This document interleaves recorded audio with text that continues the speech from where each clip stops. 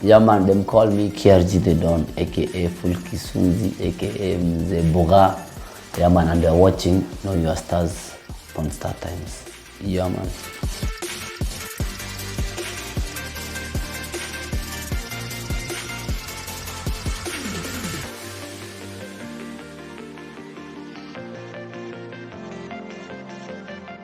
KRG in the house.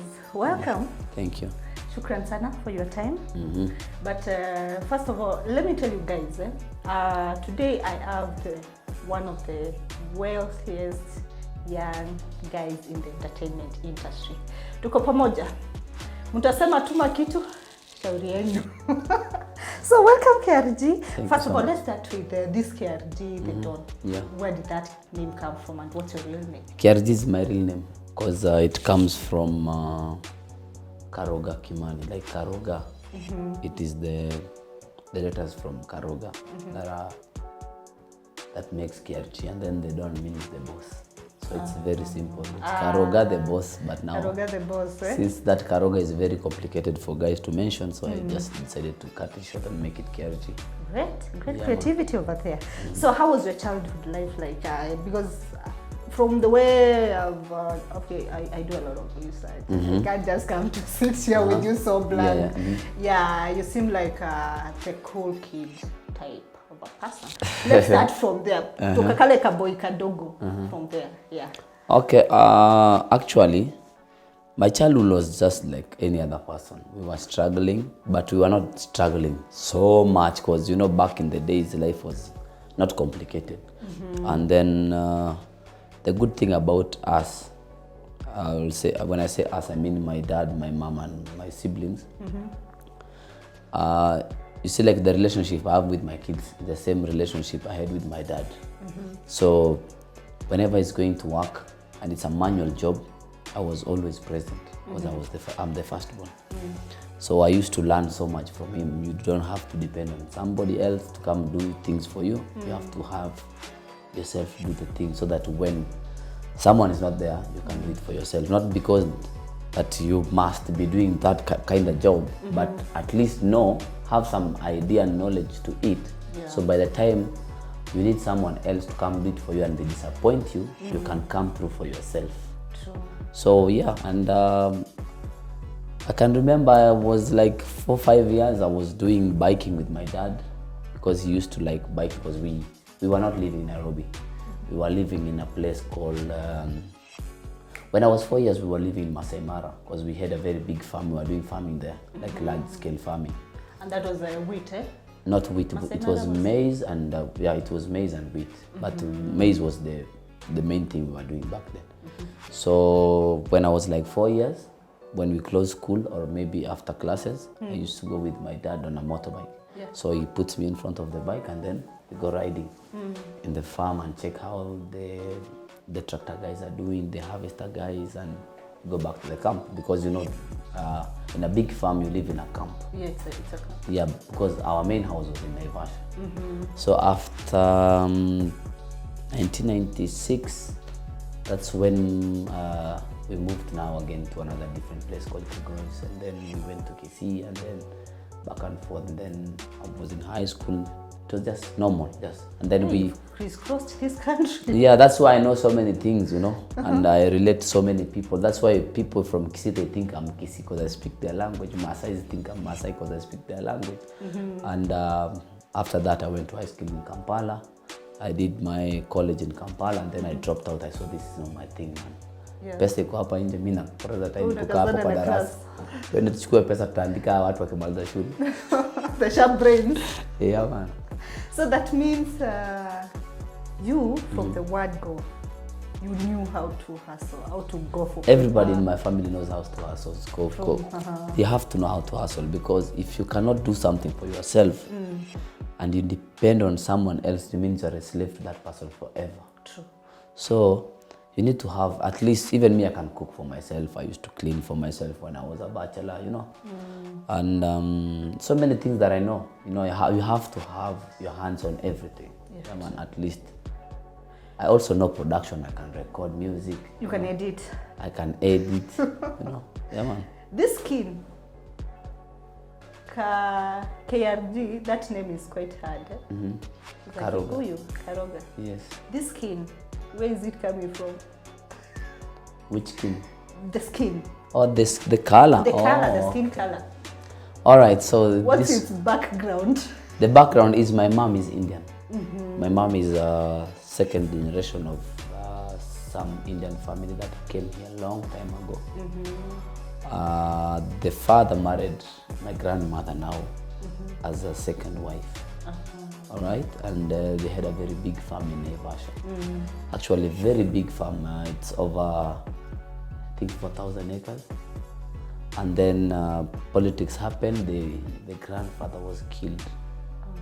All right, so when he got killed, his brother, the only brother who were here, they had to leave the country because they were only 2 siblings and their wives. So they went back with the Indian family that they had come with. So they left my mother and her mother, now my grandmother, alone, because my mother was like 2 years, back then. So when, my grandmother was also young. She was 19 when she got married. Old people that used to get married. They were getting married around 16, 17, so, 19, and 17, 19, that was the age. Yeah. So, as a 19-year-old girl with a 2-year-old baby, where do you go?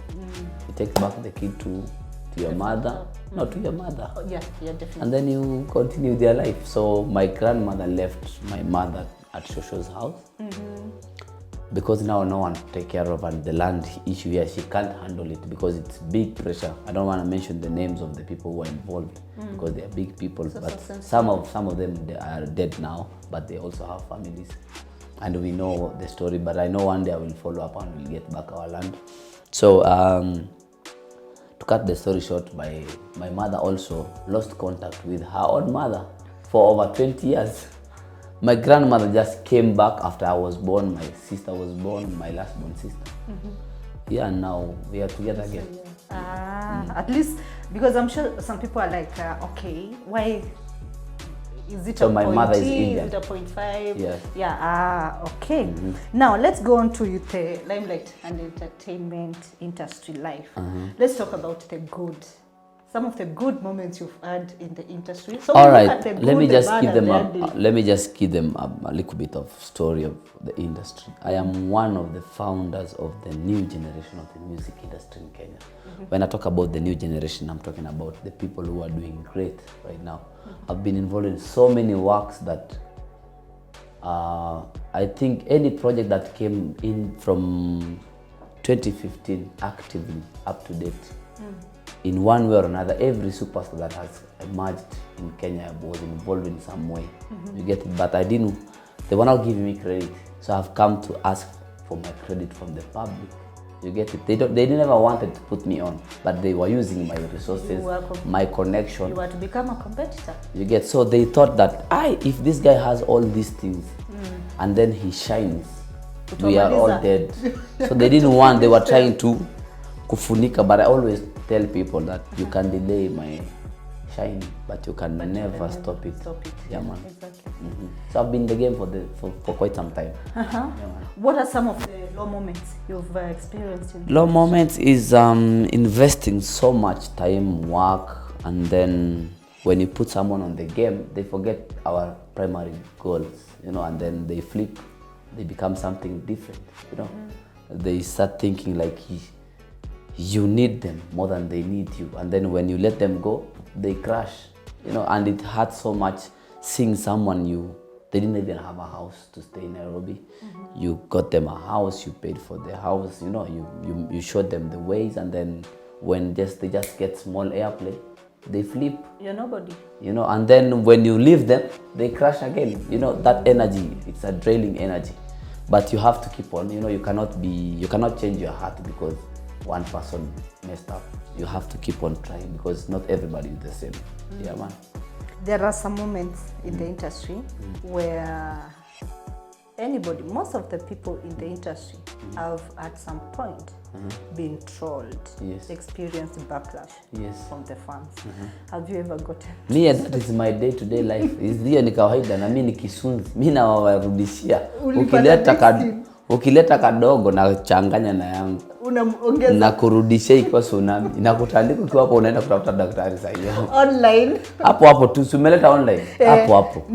If you embarrass me in public, I have to embarrass you in the whole, like in a stage of the whole country. If you embarrass me in privacy, we will sort it in privacy. Yeah, that's my motto.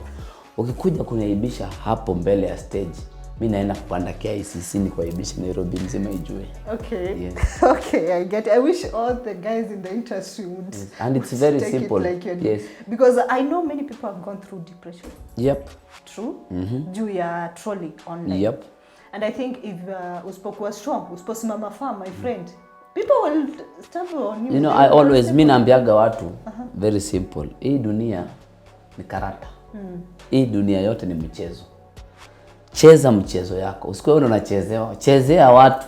Tia wewe. Wapangie karata wako wanakufuata. Wewe ndio unasema kila saa kadi. Kadi sio unaona ukisema kadi ule mwingine anaogopa anashinda sasa nikiweka atanigonga wapi. Umejua? So every time anafaa kuwa anajidefend. So mimi I always want to be the one chasing people, not being chased.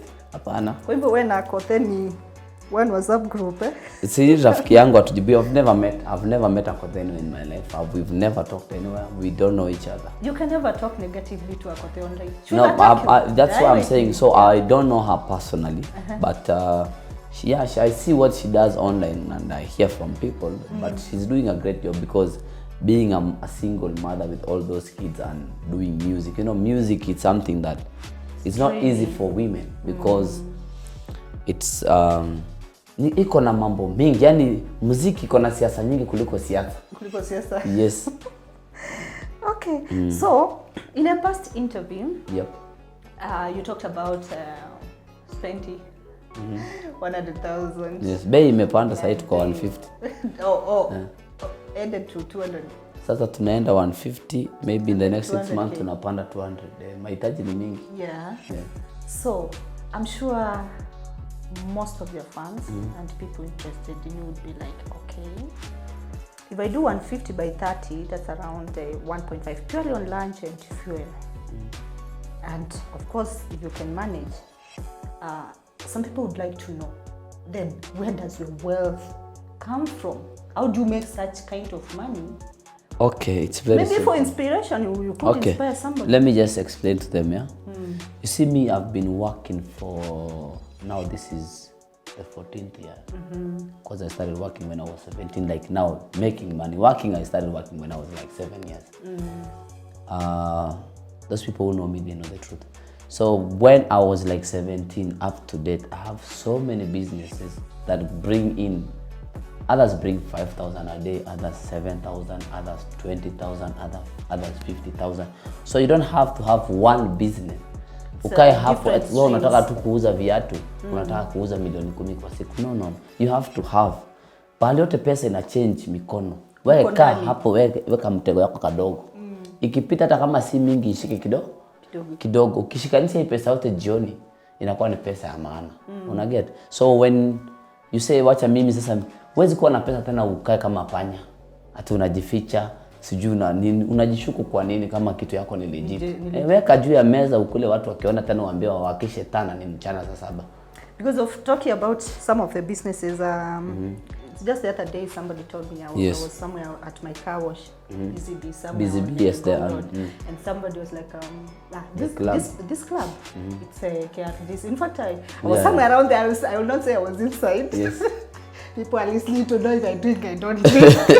You don't have to drink to be in a club. That's true. I don't. Yeah. But I was seated somewhere around there, and then somebody was like, this place is cool. Who owns it? And they were like, KRG. And then I'm like, this is good project. It's open. People can drop in anytime. Yes. You can have breakfast there. You can have lunch. You can have dinner. You can drink.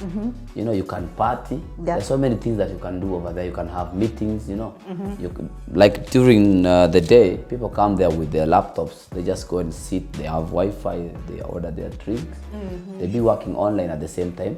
You know, people also come there to connect because you know I attract so many different people from all sorts of career world.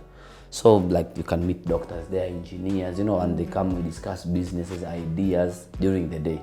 In the evening, that's when we turn up a bit. So I'm sure of one of your projects, at least that one I'm sure it's legit. I know. I have so many other like those. Maybe. Yeah, so if you have others like that, then you can manage even 500,000 per day. It won't be a big deal. Now let's talk about your family life. KRG. Yep.